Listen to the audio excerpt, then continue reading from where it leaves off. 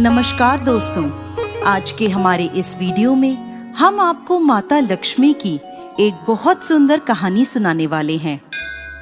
दोस्तों, एक समय की बात है, किसी नगर में एक सेठ जी और एक सेठानी जी रहती थी। सेठ जी के 4 बेटे और 4 बहुएं थीं।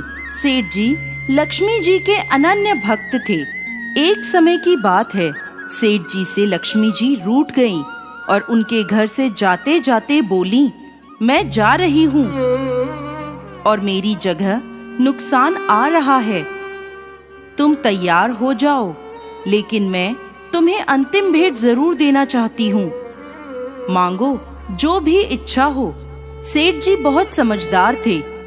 उन्होंने माता लक्ष्मी से विनती करी, माता नुकसान आए तो आने दो, लेकिन उससे कहना कि मेरे परिवार में आपसी प्रेम बना रहे। बस मेरी यही इच्छा है। लक्ष्मी जी ने तथास्तु कहा और वह अंतर्ध्यान हो गईं। कुछ दिनों के बाद सेठ जी की सबसे छोटी बहू खिचड़ी बना रही थी। उसने नमक आदि डाला और अन्य काम करने लगी।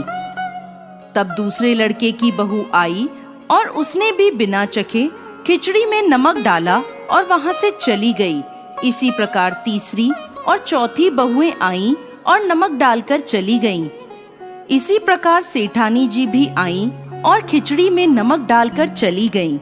शाम को जब सेठ जी आए और सबसे पहले खाना खाने बैठे, तो पहला निवाला मुंह में लेते ही उन्होंने देखा नमक तो बहुत ज्यादा है, लेकिन वह समझ गए नुकसान आ चुका है।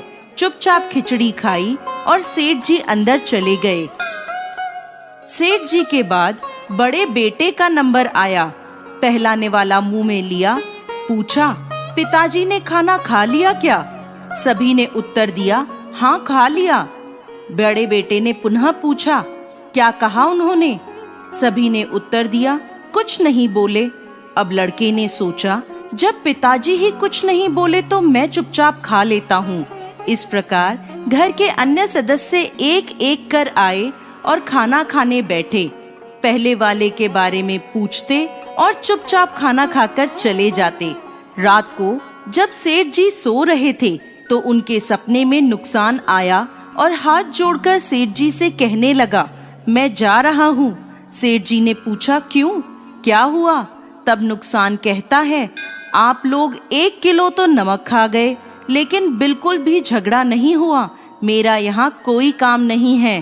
झगड़ा और कमजोरी हानि और नुकसान की पहचान है। जहाँ प्रेम है वहाँ लक्ष्मी जी का वास है। ऐसा कहकर नुकसान सेठ जी के घर से चला गया और लक्ष्मी जी सेठ जी के घर में पुनः आकर विराजमान हो गईं।